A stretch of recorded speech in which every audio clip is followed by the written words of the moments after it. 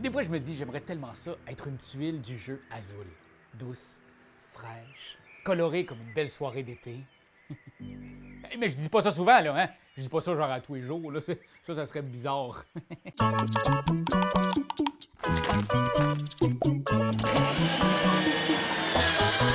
Azul Jardin de la Reine est un jeu coloré pour 2 à 4 joueurs qui prend un peu moins d'une heure à compléter.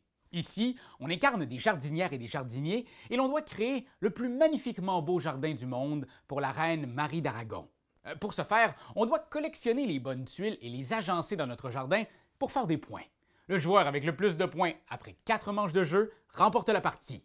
Bon, avant de se lancer dans l'ouvrage, on va prendre un moment pour comprendre nos outils. La vedette du jeu, les tuiles. Regardez comme elles sont belles, elles sont agréables à manipuler, on a quasiment le goût de se les frotter d'en face. Mais je le ferai, là. On les retrouve en 6 couleurs: vert, bleu, vert pâle, violet, violet pâle et un genre de jaune. On retrouve aussi des motifs. Ces motifs sont un rappel de la valeur de chaque tuile, autant au niveau du coût pour la jouer, mais aussi de ce qu'elle rapporte en termes de points de victoire. Un arbre seul vaut 1. Un oiseau a 2 ailes, il vaut donc 2. Les papillons sont 3, ils valent 3, etc. Il y a une section aide-mémoire sur votre plateau si vous êtes perdu en cours de jeu. Chaque joueur place devant lui un plateau personnel et y installe un plateau fontaine. Vous avez aussi un plateau entrepôt dans lequel vous placerez tout de suite 3 jokers gris. Au centre de la table, installez le plateau score et assurez-vous que les dents de la roulette centrale sont tournées vers le haut, comme ceci. Mélangez tous les agrandissements face cachée et formez 4 piles, une pour chaque manche. Si vous jouez à 2 joueurs, chaque pile contiendra 5 agrandissements. Si vous jouez à 3 joueurs, mettez-en 7 par pile, et si vous jouez à 4, mettez-en 8. Les agrandissements restants sont mis dans une pile à part qu'on appelle la réserve. Placez le marqueur bouclier dessus pour bien l'identifier. On va maintenant préparer l'offre pour cette première manche. Approchez une première pile agrandissement et placez 4 tuiles choisies au hasard sur celle-ci. Placez aussi le marqueur premier joueur disponible à côté. À tour de rôle, les joueurs vont faire une action. Ils vont continuer à faire des actions jusqu'à ce que tout le monde ait passé. C'est alors la fin de la manche. Qu'est-ce qu'on peut faire comme action? Hey, ben des affaires! T'as du choix, mon ami! Vous pouvez acquérir des pièces ou placer des pièces ou passer. C'est pas mal simple dans le fond. Quand vous décidez d'acquérir des pièces, vous pouvez prendre d'un coup toutes les tuiles visibles d'une même couleur ou d'un même motif. Mais attention, il y a une contrainte. Vous ne pouvez jamais prendre 2 tuiles complètement identiques. Les identiques, c'est non. 2 pareilles, non, j'ai dit. Oh, on dirait des jumelles? No way, madame! Bon, désolé, je m'emporte un peu, c'est parce que c'est une contrainte récurrente, vous allez voir. Puis j'ai faim aussi un peu, fait que je suis un petit peu irritable. Si 2 hexagones ou plus sont identiques, vous ne pouvez en prendre qu'un seul, celui de votre choix. Les tuiles récupérées de cette façon s'en vont dans votre entrepôt. Bon, il ne reste plus grand-chose dans l'offre pour les autres. Eh bien, quand un joueur prend des pièces à partir de la pile de la manche, on prend ce qui reste de l'agrandissement du dessus et on le dépose à côté.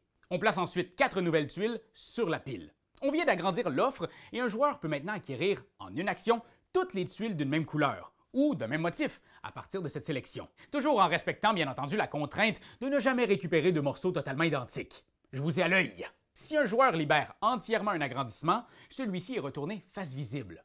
Oh, voyez, il y a un symbole arbre vert pâle sur cet agrandissement. C'est comme si c'était une grosse tuile. Un joueur pourra donc acquérir cet agrandissement si son action de sélection comprend un vert pâle ou un motif d'arbre. Vous l'avez compris, notre espace d'entrepôt est limité. Il faut donc parfois placer des pièces dans notre jardin. Pour placer une tuile, il faut la payer. Le coût des tuiles dépend de leur motif, et on paye en jetant des tuiles de notre entrepôt. Donc, pour placer une tuile papillon, qui vaut 3, on se le rappelle, il faut manœuvrer 3 tuiles de même couleur ou de même motif. Et oui, la tuile placée compte en elle-même pour le coût total de la dépense. Alors, pour mettre mon papillon ici, je choisis de jeter 2 autres tuiles papillons pour assumer les coûts. Mais oh! Jamais on ne peut payer avec 2 tuiles strictement identiques. Alors ce papillon bleu ne peut pas faire partie de ma dépense. Heureusement, il y a les jokers. Ils peuvent servir pour payer les tuiles qui vous manquent. Bon, quand vous placez un hexagone dans votre jardin, il doit n'être adjacent à aucun autre hexagone ou être adjacent à un hexagone avec lequel il partage une caractéristique. Vous ne pouvez pas cacher un aménagement dans votre jardin, soit les fontaines, les statues, mais si vous parvenez à encercler un aménagement, vous obtiendrez des tuiles Joker en récompense. Outre cela, vous pouvez aussi, pour une action, poser un agrandissement dans votre jardin à partir de votre entrepôt. Vous avez aussi l'option d'en poser face cachée à partir de la réserve, mais cela va vous faire perdre 6 points de victoire. Ouch! L'option finale est de passer. Le premier à le faire sera nommé premier joueur de la future manche, mais il perdra aussi 1 point de victoire. Quand tous sont passés, on procède au décompte de la manche. On fait toujours des points en fin de manche.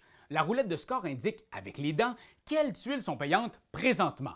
Vous ferez le nombre de points indiqués pour chaque tuile de la bonne couleur et avec le bon motif. Vous ferez aussi 1 point pour chaque pavillon visible dans votre jardin. Bon, par exemple, ici, moi, je fais 1 point par tuile vert forêt, par arbre et par tuile bleue. Je fais donc 1, 2, 3, 4 points parce que oui, cette tuile me rapporte 2 points parce qu'elle est bleue et elle a un arbre. Ces points sont ajoutés à ma piste de score. Constatez que je reste calme, même si présentement je suis en tête. Je me contente d'un sourire satisfait. On tourne ensuite la roue de score sur la droite pour que les dents désignent 3 nouveaux éléments pour la prochaine manche. On va d'ailleurs préparer celle-ci en défaussant tout ce qui reste dans l'offre. On repart à 9 en avançant la prochaine pile à agrandissement qu'on va garnir de 4 nouvelles tuiles piochées dans le sac. Perfecto. On continue comme ça jusqu'à la fin de la 4e manche. On fait le décompte de fin de manche normalement, puis on procède au décompte final. Dans cet ultime décompte, c'est le portrait final de votre jardin qui va vous rapporter des points. D'abord, vous allez perdre des points pour tout ce qui est resté dans votre entrepôt. Moins 1 point pour un arbre, moins 2 points pour des oiseaux, etc.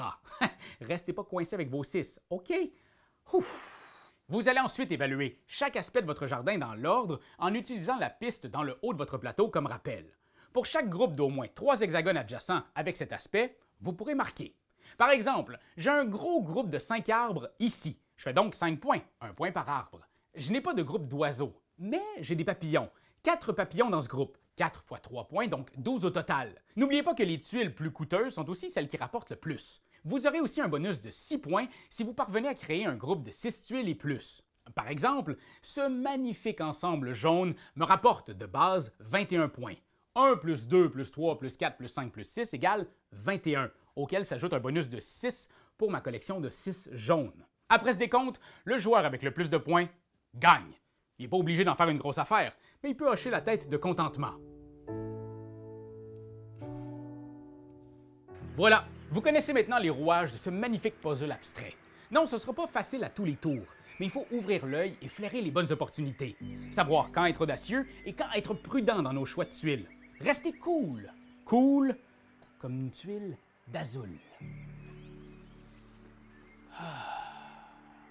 C'est toi de trouver l'épisode de jour du Popoche? Sonne la cloche! Sonne la cloche! On parle de jeu, like-nous, commande, suis-nous, ouais! Sonne la cloche! Sonne la cloche! Partage à tes amis, partage à ta mamie, ouais! Sonne la cloche! Sonne la cloche! Comment ton ouais, fais-le mon kiki! Sonne la cloche! Sonne la cloche!